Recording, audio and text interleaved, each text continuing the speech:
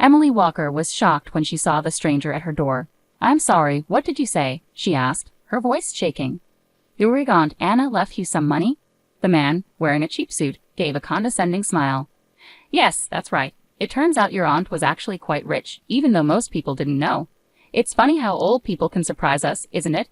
Emily laughed in disbelief. "Rich? You must be mistaken. She lived like she had no money at all."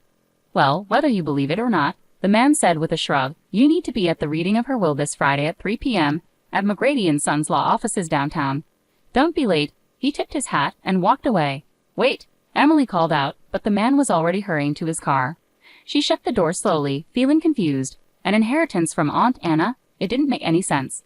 Emily sat at her small kitchen table, sipping coffee while she thought about her great-aunt. They had never been close. Anna had always been grumpy and stingy, rarely saying anything nice. Still, Emily had tried to be there for her, helping with chores, bringing food, and celebrating her birthdays. Despite Anna's unpleasantness, Emily always stayed polite. Her husband, Mark, had little patience for Anna. He had only met her a few times, before their wedding and occasionally after. That was enough for him. He thought her way of living and her nasty comments about him were reason enough to avoid her. Emily sat there, trying to make sense of the lawyer's claims. Could it be true that Aunt Anna had been secretly wealthy all this time? She thought about what she could do with an inheritance. Maybe she could finally quit her second job at the diner and get a good night's sleep. Looking at the clock, Emily realized she was running late for her shift. She quickly finished her coffee, grabbed her purse, and headed out the door. She needed to call Mark from the bus and tell him about this strange news. Fortunately, Emily found a seat on the crowded bus. She took out her phone and called Mark, hoping he was up for a chat. "Hey, babe," he answered sleepily. "What's going on?" "You won't believe this," Emily said. "A lawyer just visited me and said Aunt Anna left me an inheritance." "An inheritance? Can you believe it?" Mark said, surprised. The old lady had some hidden money. "Apparently," Emily replied. "I have to go to the will reading on Friday afternoon. I'm not sure what to think." "Well, that's good news," Mark said, trying to sound upbeat. "Maybe you can finally take a break from work. You really deserve one." Emily gave a sad smile. "If only it were that easy. We'll see. How are you feeling today? Any news from your mom?" Mark's mother, Linda, worked at Mercy Hospital and was trying to get him seen by specialists for his ongoing health issues. Mark's condition made it hard for him to keep a job, and he often ended up in the ER due to panic attacks. Emily had been working extra hard to pay for his costly vitamins and supplements. "Oh, just the same," Mark said with a sigh. "Maybe it's time to accept that I'm just going to be like this. Having a baby might be a bad idea with my health." Emily felt a pang in her heart, thinking about their plans to try for a baby this year. "Don't say that," she said softly. "You're going to get better, I believe that. Just keep resting and let your mom help you. I'll visit you at the hospital tomorrow." After saying, "I love you," and hanging up, Emily looked out the bus window, trying to stay positive despite Mark's negativity. She hoped this inheritance might be the break they needed. The next morning, Emily went to room 242 at Mercy Hospital, eager to see Mark. She knocked twice and walked in with a big smile, but her smile quickly faded when she saw Mark scowling at her from his bed. "Hey, babe," she said cheerfully, leaning in for a kiss. Mark turned his head away. "You didn't put on any makeup today." "Seriously," he complained. "Every other wife on this floor looks like a model and I get stuck with a mess." Emily felt hurt. "Mark, how can you say that? I'm exhausted from working so much. I barely have time to." Yeah, you're a big martyr," he interrupted. "I get it," Mark said, cutting her off and waving his hand. "When's that inheritance money coming in?" "Hopefully soon, so you can actually make yourself look decent." Emily fought back tears and quickly left the room. She walked down the hallway and sat on a bench near the elevators, feeling defeated. Was this really what her marriage had become? As she sat with her head in her hands, she overheard two male patients chatting nearby.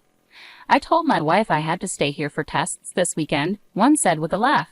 "Seriously? I've got a poker game with the orderly and enough booze for a party." "Same here," his friend replied with a grin. "What they don't know won't hurt them. They think we're saints for being here." Emily felt sick. Was this how all men acted behind closed doors? She shook her head, telling herself that Mark wasn't like that. He was just grumpy from being stuck in the hospital. Taking a deep breath, she dried her eyes and stepped out into the sunlight. Tomorrow was the big day, and she needed to stay focused. Friday morning was clear and crisp. Emily woke up early, determined to clean the apartment before Mark came home on Monday. She still found it hard to believe she might be getting an inheritance. Her family had never had much money, but maybe this was the fresh start they needed. She arrived at the lawyer's office an hour early and was greeted by a friendly receptionist who led her to a plush waiting room. "Coffee?" the young woman asked. "Yes, please," Emily said, grateful. She settled into a fancy emerald green armchair, which likely cost more than her entire living room set. Just as she was adding cream and sugar to her coffee, her cell phone began to buzz nonstop. "Mark, let me guess, you're calling to find out how big the inheritance is," Emily answered, rolling her eyes with a smile. "Oh, yeah," Mark replied. "Can you blame me? This is a big deal. What's the news?"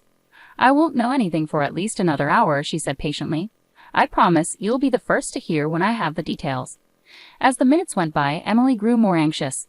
What if the inheritance was a huge amount? What if it was just a small sum? When her name was finally called, her heart raced. "Miss Walker, please come with me." The soft carpet muffled Emily's footsteps as she was guided into a grand office lined with law books. An older man in a three-piece suit stood up from behind a large oak desk to shake her hand. "Miss Walker, I'm Bernard McGrady. I'm glad you could come today." "Thank you for having me," Emily said, taking a seat across from him. "I have to admit, this is all a bit overwhelming. My Aunt Anna never talked about her finances." Mr. McGrady chuckled. Yes, she was known for being quite frugal. "But I can assure you, your great-aunt Anna had a significant fortune." He handed her a file folder. Emily opened it with shaking hands and almost fell out of her chair when she saw the number on the page.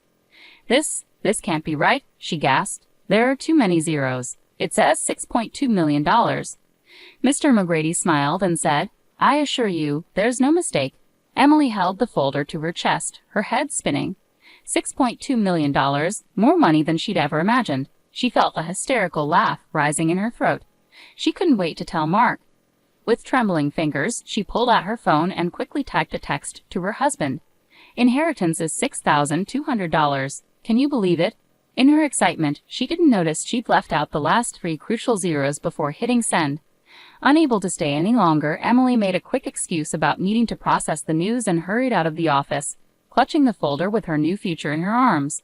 She needed to see Mark immediately and share this life-changing news. He was going to be stunned. Skipping the bus, Emily grabbed a cab and told the driver to head to Mercy Hospital. She fidgeted anxiously as they drove through the city, eager to get there. When they arrived, she threw a handful of cash at the driver and rushed inside, taking the stairs 2 at a time to the second floor, thrilled to share their incredible news with Mark. As she neared room 242, she heard familiar voices and stopped outside the door. It was Mark and his mother, Linda, talking.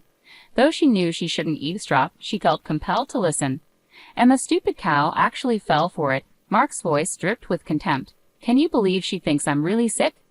Like I'd spend time in this awful place if I didn't have to." Linda laughed. "You've got her completely fooled. She's so naive. I still can't believe you married someone like that." "Tell me about it," Mark groaned. "But did you hear the best part? Aunt Anna left some money. Once it's in my account, I'm done with her. She can find someone else to play nurse and housekeeper."